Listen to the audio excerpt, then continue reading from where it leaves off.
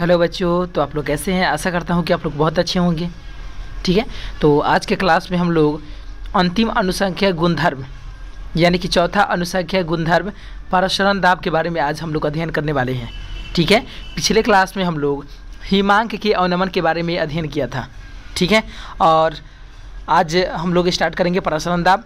ठीक है, तो सबसे पहले हम लोग प्रसरण दाब में हम लोग को ये समझना ज़रूरी होगा कि आखिर प्रसरण होता क्या है, प्रसरण क्या होता है। तो एक काम कीजिए, आप अपने कॉपी पर इस टॉपिक को हेडिंग के रूप में लिख लीजिए। जल्दी से लिखिए।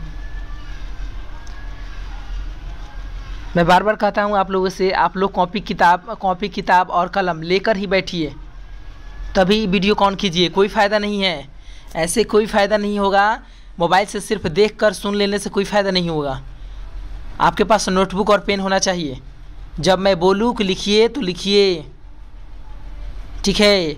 अदरवाइज आपको कोई नहीं पढ़ा सकता है। ये तो भाई लिख कर रख लो, ठीक है। इसलिए आप लोग कॉपी और कलम लेकर ही बैठिए।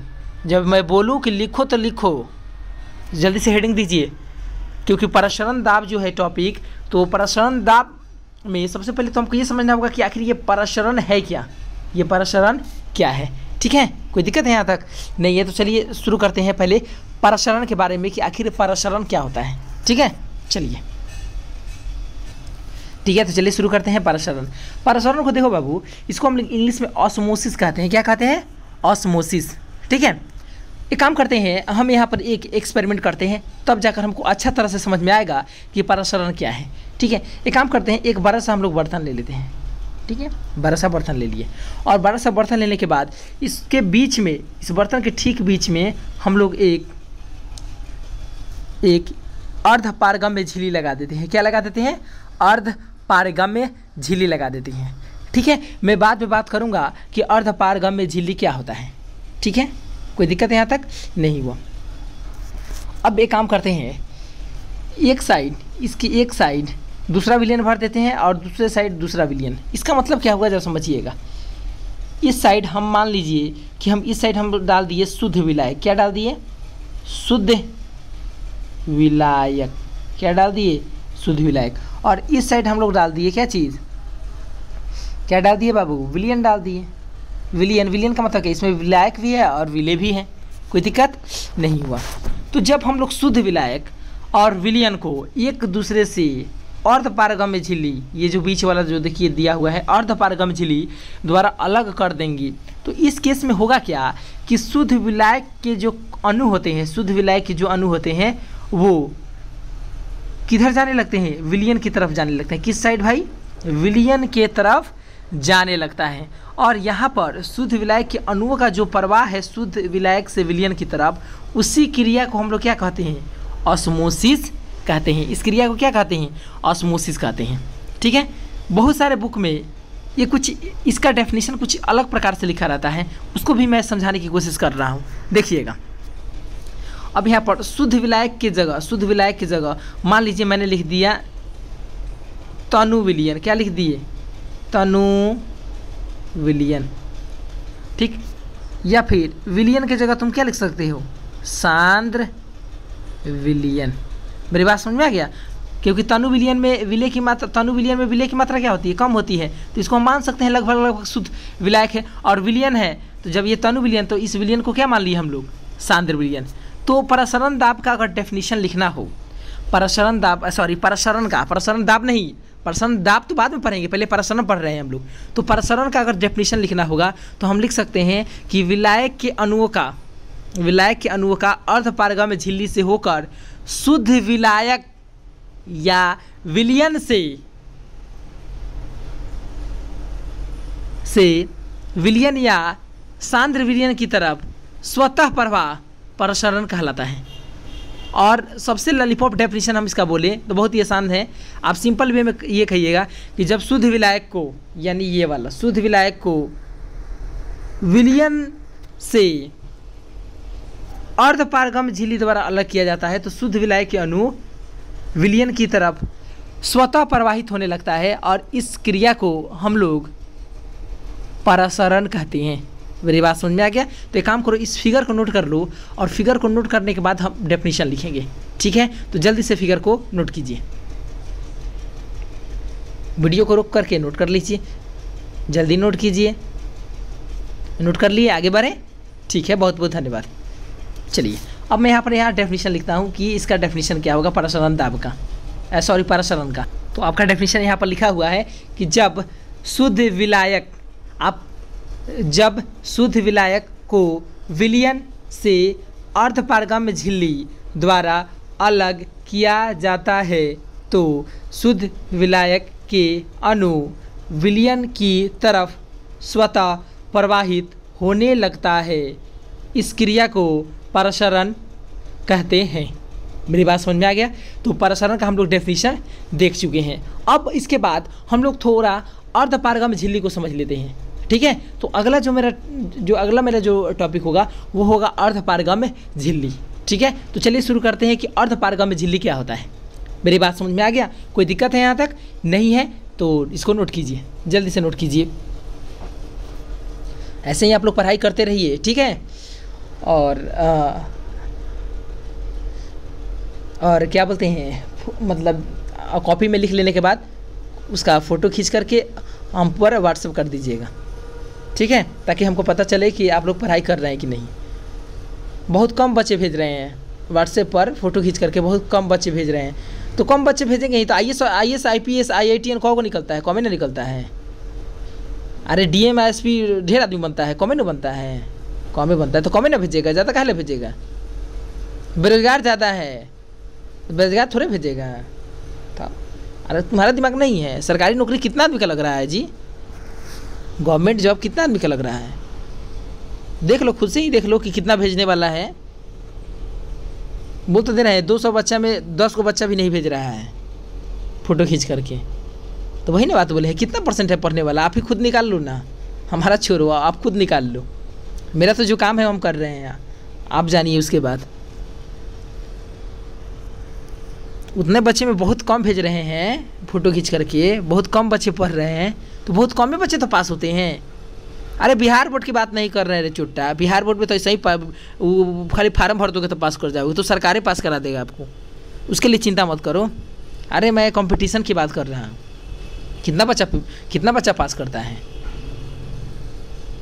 तब हम जानते हैं ना। उसे पढ़ने वाला है ये नहीं है, वो तो बाबू माई के खाली पैसा, खाली दहेजुआ पढ़ाई पढ़ रहा है। शॉर्टकट में कहिए तो कहीं पढ़ेगा, वो कहीं पढ़ ही नहीं सकता वो, ठीक है? तो चलिए आगे बढ़ते हैं, ठीक है? तो आज हम लोग देखने वाले हैं जो टॉपिक है वो क्या है, अर्धपारगम्य झिल्ली, ठीक है? तो अर्धपारगम्य झिल्ली को हम लोग इंग्लिश में बोलते हैं बाबू सेमी परमिएबल मेम्ब्रेन, और इसको शॉर्टकट में SPM भी हम लोग लिख सकते हैं, क्योंकि बार बार अर्धपारगम्य झिल्ली लिखना थोड़ा अटपटा टाइप का लगता है, इसलिए हम शॉर्टकट में क्या लिखेंगे, SPM लिखेंगे, ठीक है? अब मैं बात करता हूँ कि अर्धपारगम्य झिल्ली होता क्या है, ठीक है? तो बिल्कुल घबराने की जरूरत नहीं है। देखो बाबू, अर्धपारगम्य झिल्ली वैसा झिल्ली होता है जिससे होकर सिर्फ और सिर्फ विलायक के अणु ही पार करे, विलय के नहीं, अर्धपारगम्य झिल्ली कहलाता है। यानी कि एक ऐसा झिल्ली होता है ना बाबू जिससे होकर सिर्फ विलायक के कण गुजर सकता है उस रास्ते से, विलय के नहीं, ठीक है? बिल्कुल इस तरह जैसे देखते हो तुम्हारे घर में जब चाय बनता है तो जो हम लोग चाय को जब बन जाने के बाद उसको छानते हैं चाय छन्नी द्वारा, तो देखते हो कि जो उसमें कम मात्रा में होता है यानी कि चाय पत्ती, तो चायपत्तियाँ पार कर जाता है, छन्नी को नहीं पार करता है। मेरी बात समझ में आ गया? और वही दूध यानी कि आपका जो चाय है बहुत ज़्यादा मात्रा में लिक्विड फॉर्म में ज़्यादा मात्रा में यानी विलायक, वो क्या हो जाता है उस चाय छन्नी से सीधे क्या हो जाता है, पार कर जाता है। यानी वैसा झिल्ली जिससे होकर सिर्फ विलायक के अणु ही गुजर सके, विलय के नहीं, अर्धपारगम्य झिल्ली कहलाता है। आशा करता हूँ कि आपको इस समझ में आ गया होगा। एक काम करता हूँ, इसका मैं डेफिनेशन यहाँ पर लिख देता हूँ, लिख दें यहाँ पर, ठीक है? तो लिख देंगे वैसा झिल्ली, ठीक है? तो अर्धपारगम्य झिल्ली का आप लोग डेफिनेशन लिख चुके होंगे। क्या लिखे हैं?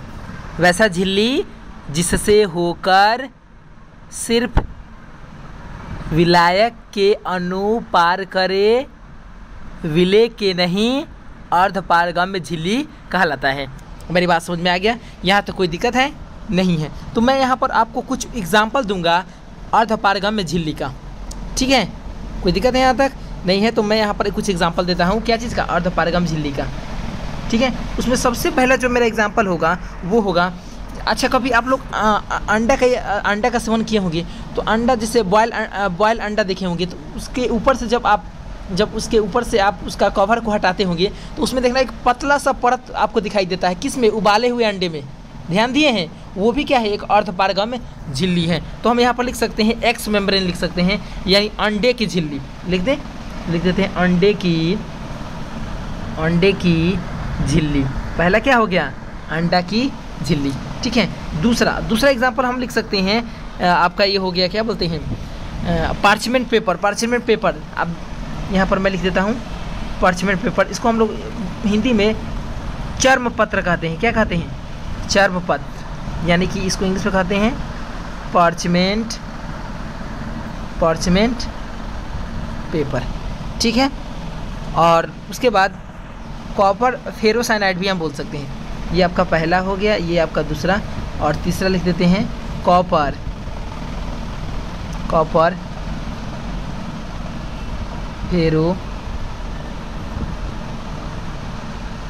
फेरोसाइनाइड, ठीक है। तो ये आपका एग्जाम्पल क्या चीज़ का हो गया? अर्धपारगम्य झिल्ली का कुछ उदाहरण हो गया। तो इस उदाहरण को आप लोग नोट कीजिए जल्दी से, ठीक है। अब इसके बाद हम लोग क्या करेंगे कि पारसरण के कुछ उदाहरण देखेंगे। हमारे दैनिक जीवन में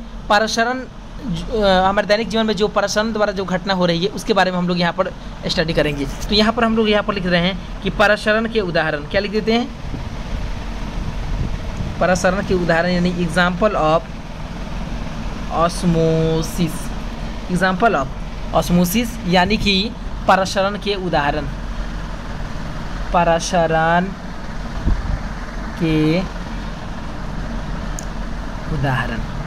के उदाहरण, ठीक है। ऑस्मोसिस, एग्जाम्पल ऑफ ऑस्मोसिस, यानी कि पारसरण के उदाहरण, ठीक है। चलो उसका उदाहरण हम लोग देखते हैं। अच्छा, आप लोग ये देखे होंगे कि आप लोग खीर खाए होंगे, तो खीर में देखना क्या मम्मी लोग क्या करती है, लोग उसमें किशमिश डाल देती है लोग ना। तो किशमिशवा देखिएगा, किशमिशवा फूल जाता है। खीर में क्या करती है लोग?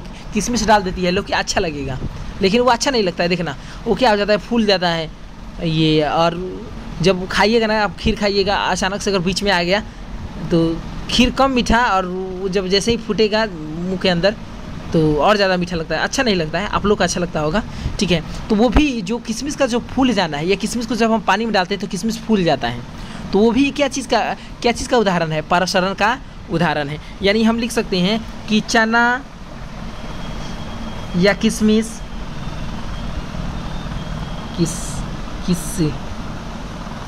किशमिश को पानी में रखने पर क्या हो जाता है बाबू? फूल जाना। ये किसका उदाहरण है? ये उदाहरण है पारसरण के उदाहरण है, ठीक है। दूसरा आप लोग ये भी देखे होंगे कि जब हम लोग क्या करते हैं, जब हम लोग